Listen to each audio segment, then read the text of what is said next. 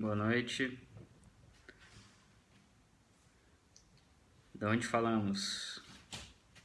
Brasil inteiro, hein? Porto Alegre, Santos, Rio de Janeiro, BH, Buenos Aires, Curitiba, São Paulo, muito Porto Alegre, o Galo Doido, como sempre, de fora Sampa, Natal.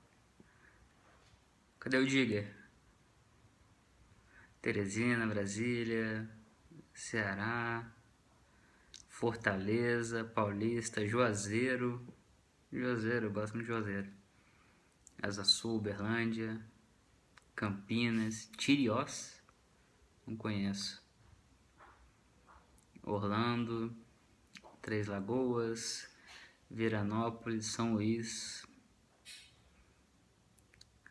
Pinheiros, Sete Lagoas. Acho que o Diga não tá muito bem. São Caetano. O pessoal de Bangu, nada?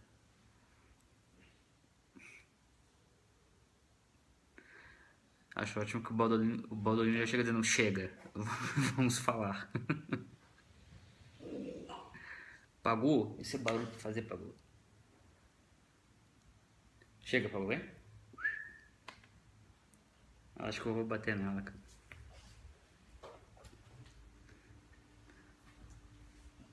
Deixa eu mostrar aqui quem estavam pedindo. Vem cá, vem, Paguzinha. Que o pessoal só quer ver você. Ó quem apareceu aqui, ó, pra dar um oi. Tá desconfiado ainda.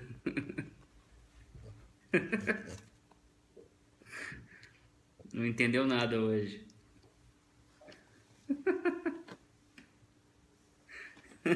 Apagou. Se amarra no periscope, cara. Vai lá, vai. Bom, vamos lá, né? Pelo que vocês estão me dizendo aí, realmente o dia foi de muitos protestos, né? Acho que todos vocês, quer dizer, todos, né? Muitos de vocês foram às ruas, né? E o fato é que o Brasil foi às ruas, né? E como nunca havia ido, com uma pauta política, foi maior do que o ano passado. Como a gente havia conversado mais cedo e em outros dias, números mais significativos hoje têm um peso maior do que os mesmos números significativos em março do ano passado, porque hoje o governo está com outro tamanho, o governo está encolhido, a crise política é muito mais aguda, a crise econômica é muito mais aguda, a Lava Jato, né, derretendo os políticos mais importantes do Brasil. Então, de maneira que os números de hoje, independentemente de quais sejam, eu sempre reforço isso, né, os números exatos que serão computados, seja pela PM, seja, enfim, Datafolha, agora começa aquela disputa pelos números, né? O que resta de realmente importante, a meu ver, é o fato de que foram evidentemente expressivas, muito expressivas, e que isso, como vocês já devem ter visto, eu estou aqui olhando no meu computador para passar para vocês, já tem repercussões políticas, né? Ou seja, publiquei agora há pouco uma matéria dizendo que o PMDB considera o impeachment inevitável. O partido já vinha caminhando para esse rompimento, se não público, ao menos nos bastidores, o que não é irrelevante. Então, o plano está muito bem traçado. É lógico que ele envolve algumas premissas que eu já vou explicar, mas para o PMDB fica muito claro que a partir de agora o Supremo na quarta-feira decidindo o rito do impeachment, na quinta já se elege uma nova comissão do impeachment, provavelmente com o mesmo pedido do Hélio Bicudo. Na sexta vai se instalar a comissão. Essa comissão tem 30 dias. O Congresso, a partir de agora, está parado. não vai fazer outra coisa que não seja tocar o impeachment. E a partir disso, salvo algumas variáveis que eu já vou comentar, a gente caminha para a queda do governo Dilma. E no começo de maio, o impeachment sendo votado na Câmara, com uma chance muito grande de aprovação. E nesse caso, o Senado, aparentemente, segundo os relatos que nós temos até o momento, não seguraria presidente, por óbvio, né? Então, esse é o cenário, ou seja, o PMDB é claro que é que o Temer seja presidente, ou seja, que a solução impeachment seja a solução encontrada. Mas não é porque apenas o PMDB quer que essa provavelmente vai ser a solução. É também porque a solução do TSE ela é muito mais demorada, ela envolve, evidentemente, a saída do PMDB, porque o Temer, a chapa seria cassada, né? Então, é evidente que o PMDB prefere essa opção, mas também a opção do impeachment é a que é constitucionalmente menos dolorosa neste momento, né? Agora tem que realmente ver se as premissas que norteiam essa estratégia estão corretas. Quais são as premissas? A primeira, de que o partido não vai cometer erros, ou seja, de que o Michel Temer vai continuar em silêncio e mantendo uma distância segura do governo, e com isso se mantendo a aparência a menos de estadista e de uma pessoa capaz de assumir a presidência. Envolve também um distanciamento maior do Renan Calheiros e dos senadores do PMDB. Envolve também a premissa de que a Dilma vai continuar errando como sempre errou, né? Agora, tem um ponto muito importante nessa questão, nessa estratégia do PMDB e nas táticas que estão subordinadas a essa estratégia, que é o quanto que a Lava Jato ainda pode machucar o PMDB nas próximas semanas ou no decorrer desse processo, né? Por volta de 45 dias. Ou seja, Michel Temer é investigado, ele foi acusado numa delação. Resta saber se isso vai vir com força no contexto Lava Jato, se não vai vir. O PMDB trabalha com a hipótese de que não virá, e também de que a PGR não vai fazer uma campanha, vamos dizer o seguinte, não é campanha de político, uma campanha em termos jurídicos com elementos para fazer operações e acusações contra muitos deputados e parlamentares. Porque hoje você tem o Planalto sangrando muito mais, é muito mais frágil do que o Congresso. Se essa correlação de forças se inverte, ou seja, se o Congresso passa a ser muito mais machucado pela Lava Jato do que o Planalto, o impeachment segue uma velocidade diferente e pode até mesmo parar. Então, a única saída que eu vejo para o presidente Dilma nesse momento, e não apenas eu, mas outras pessoas também, com quem eu tenho conversado, seria esse cenário em que a Lava Jato avançasse com muita força em muitos personagens no Congresso, ou seja, aqueles que lidam e lidarão com o impeachment. O quanto isso é possível de acontecer ou não é difícil estabelecer, não me parece muito provável, porque hoje o que a gente tem é o presidente da Câmara, Eduardo Cunha, o presidente do Senado, Renan Calheiros, realmente uma situação muito difícil, acusações muito consistentes de corrupção, mas se mantendo no cargo. Mas a tática a estratégia é muito simples e as táticas também, né? Eduardo Cunha parte para cima do governo, o Renan Calheiros começa a se afastar aos poucos pregando a união, E Michel Temer fica em silêncio ou muito perto disso, aguardando que a faixa seja transmitida a ele. Esse é o... E o PMDB, como sempre, é o que interessa. Agora, o que pode acontecer é a força do que transcorreu hoje e da Lava Jato pode exigir do partido um rompimento formal com o governo antes desse processo de impeachment, antes do desenrolar desse processo de impeachment. E o outro ponto é esse, né? Se a Lava Jato, por alguma razão, acabar pegando de maneira muito forte o Congresso. Mas todas as condições estão dadas e o governo numa posição extremamente frágil, como a gente já conversou, né? Para que haja uma mudança realmente no país, né? Sem entrar em juízo de valor, em mérito, enfim, em juízo moral, etc. Mas hoje o cenário realmente já mais provável é a saída da Presidente da República. A discussão realmente é de que maneira ela sairá, né? Daqui a pouco a gente vai publicar, estou querendo ver se já foi publicado para falar para vocês.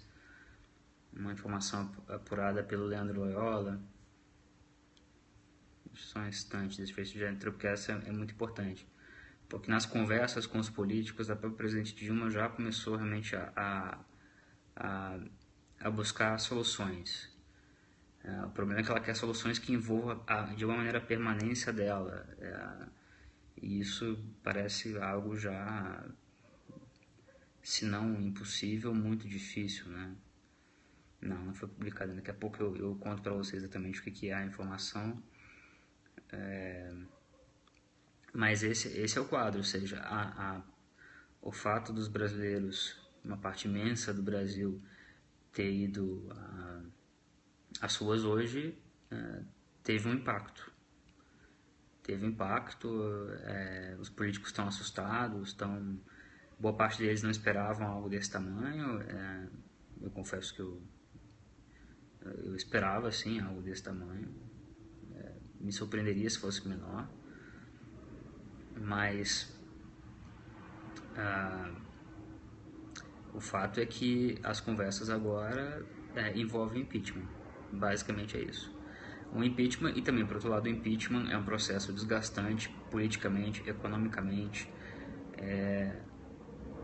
e isso pode, de alguma maneira, fazer com que a presidente venha a renunciar. Ela foi a público dizer que não renuncia, né?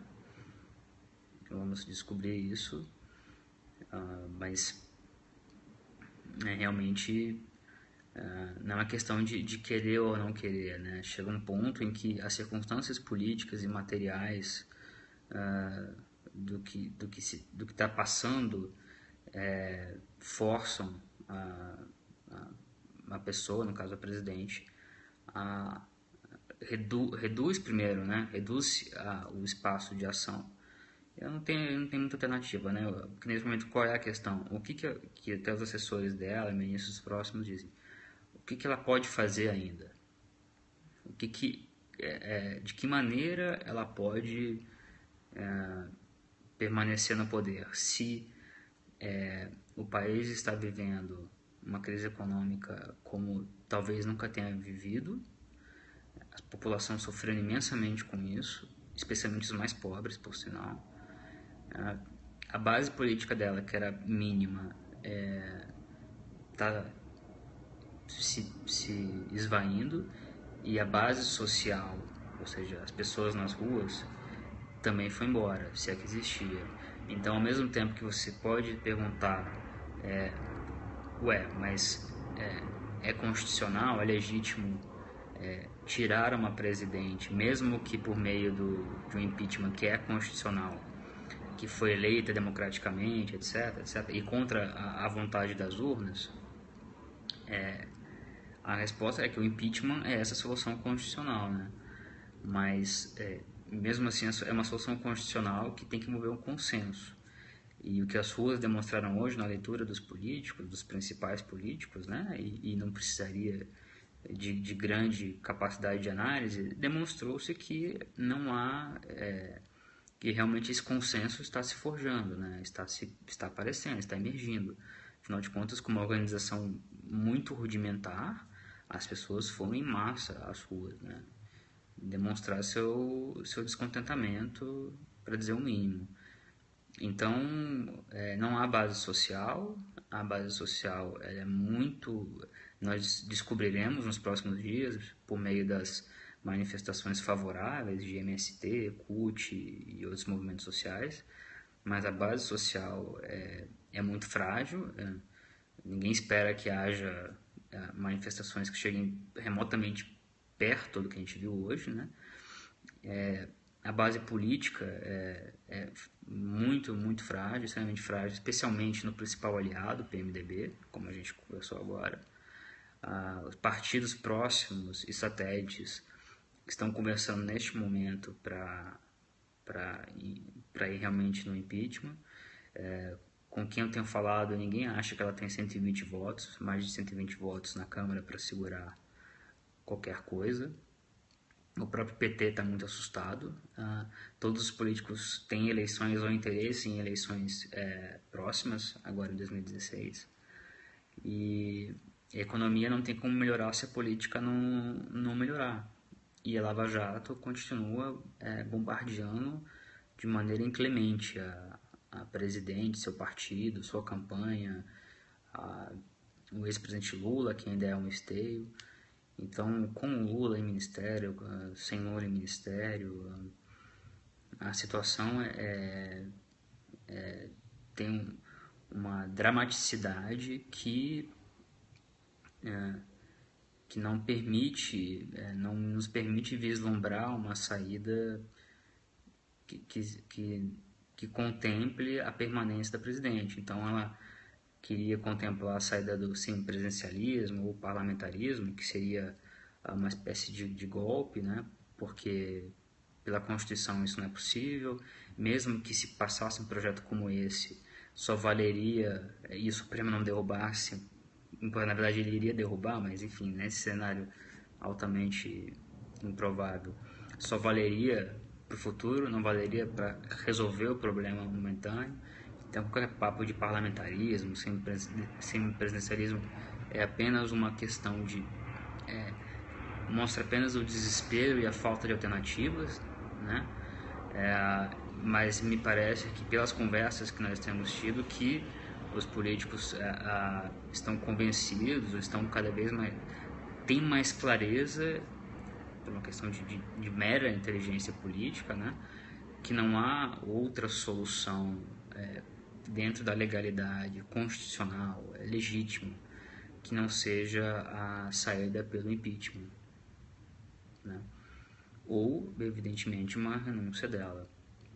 Mas gambiarras constitucionais, projetos, soluções barrocas provavelmente não vão prosperar, não vemos como isso seja possível, né?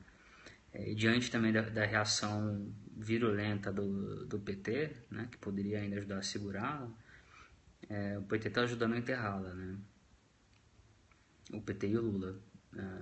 Como nós conversamos e já escrevemos várias vezes, isso não de hoje, 1 a 2 anos, pelo menos, o PT tinha uma opção de seguir um caminho que abdicasse do ex-presidente Lula, não conseguiu fazer isso, ou não quis fazer isso, ou, enfim, não interessa esse ponto. E a presidente Dilma, especialmente, poderia ter buscado um caminho que não fosse de se associar ao ex-presidente Lula no momento que ele se torna um investigado na Lava Jato, além de outras investigações, né? Então, quando ela chama uma coletiva, se imiscui no assunto do judiciário, se comporta como política, não como presidente da República, muito que ela vai até São Bernardo e também faz o gesto, que tem um significado muito forte, de apoiar o ex-presidente Lula, que ela faz isso também na sexta-feira, ao chamar aquela coletiva para dizer que não iria renunciar, o que politicamente também, como sempre, é um erro, porque você passa o famoso recibo, né? E ao mesmo tempo critica a Lava Jato, defende o ex-presidente Lula. Tudo isso é importante não dissociar uns fatos dos outros, né? Ou seja, a gente vive uma quadra, como diz o Marco Aurélio, né? que não permitiria mais erros. E hoje é presidente, portanto, a partir de amanhã vai enfrentar um processo de impeachment em condições não infinitamente, mas imensamente piores do que enfrentaria em novembro, quando o Supremo acolheu um pedido do PCdoB e suspendeu o impeachment, né?